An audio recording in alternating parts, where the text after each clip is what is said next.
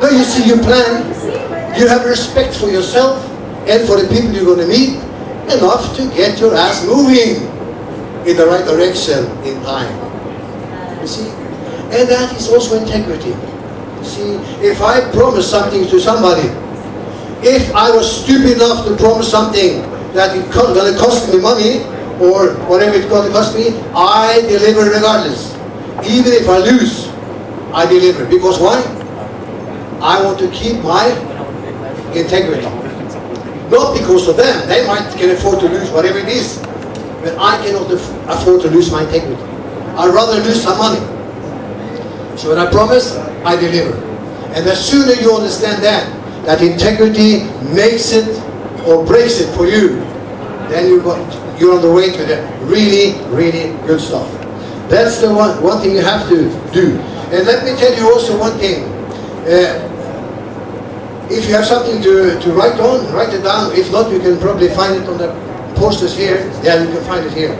Because I have a homepage called betterglobegroup.com.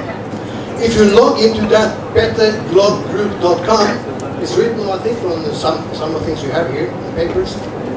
You can download free of charge my book called Put Integrity First. That's my last book I've written. And that one you can use as much as you like. It's downloadable and you can read it. And you will learn all about the integrity. Honesty and integrity goes together. And you see, how many of you are honest? Can I see your hand? How many of you are honest? Well, are you skeptical? Somebody who's not sure.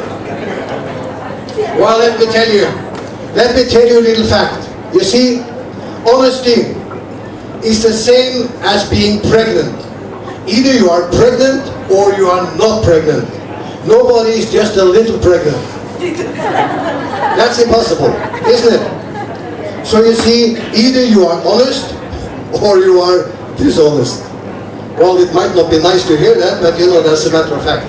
And let me also help you a little bit.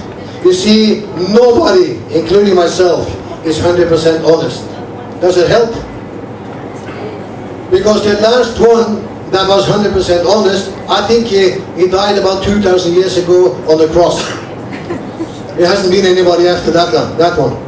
So we are in good company, but at least we should try to be as honest as we can be. Isn't that a good deal?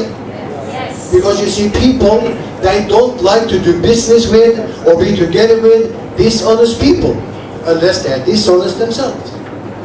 So that's why it's important to be honest and have integrity. Now let me also come into another important point. In life, you can be a winner or a loser by choice. Very few people are born winners, and even the same with losers. They are not born, they are made. Well, some of them are made at home, winners or losers. Some will make it themselves as they grow. But the most important thing is that you have to have sort of a, what you call an attitude of victory. Victory. If you have an attitude of victory, then you will be a victor, not a loser. You see, I told you that I was a boxer. In fact, I became a Norwegian champion in boxing. And also, I became a boxing trainer for 25 years. And I've trained 40 Norwegian champions to become champions. And I'm very proud of that. But you see, one of the first things I learned myself, when I entered the boxing ring first time, I had the sort of feeling or thinking that I should just do my best. Have any of you tried to do your best? Yes. That's not good enough. It's not good enough. Because you cannot measure it. You have to do it. Whatever it's measured. And you have to find out what is your best. If you can't measure it, it is not your best. You can always be better. I understand what you mean or feel when you say, I'm trying to do my best. But there's no such thing as trying either. You see, it's impossible to try. Your mind doesn't know the word trying. Impossible. You do it, it's black or white.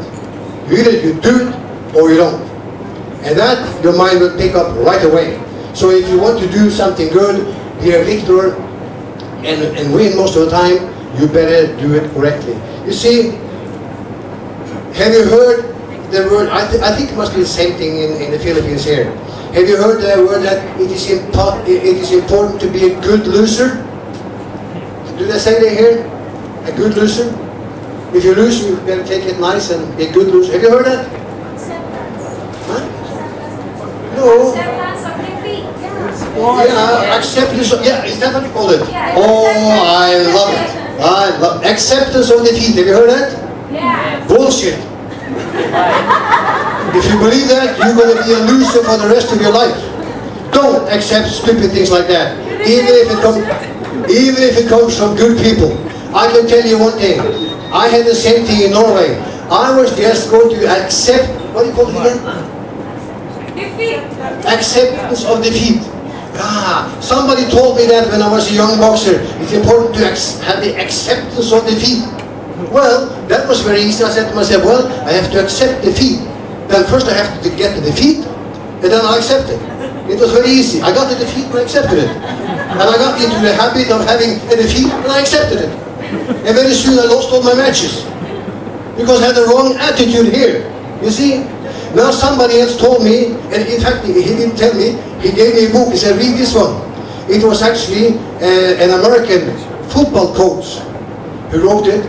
And in that book I read something, and he said that guy, he said, it is totally wrong to have that attitude of acceptance of defeat. He said, give me 11 really bad losers who hate to lose, and I'm going to give you a championship team. He understood it. And then I started telling myself, Jesus Christ, I was a boxer. I looked, you know, at that time I was boxing. You know who was boxing at the same time? Muhammad Ali. He was a good boxer. You know what he said? In round number 7, I'll send you to heaven. That's what he told his competitors. You know, he was freaking them out. He never had anything in his mind, I want to be defeated. No way. He couldn't even dream about it. So that's why you better not accept defeat. Be a winner and decide to be a winner, and that's exactly when you are really tough enough to be a winner. I started then to have that attitude. I wanted to be a winner. I didn't want to accept any losers at all. And then suddenly I started winning my games, because now I was willing to put the force in that made me a winner. And I've used that in life after that. This is now 30, 40 years ago. And I've used that in my life so many times I can't even count it. I don't accept defeat, except for temporarily. Temporarily defeat, that is fine. You know, people without money, they say they are poor. No. You know, I have never been poor in my life, but I have been broke. There is a difference. Because I think that to be broke is a temporary situation that can come to anybody. But to be poor is a state of mind. Should not accept it. That's why you have to make a decision. And I will do this or that, and I'll be willing to pay the price to get it. Because if you are willing to pay the price, you will get your reward, regardless what it is. You know.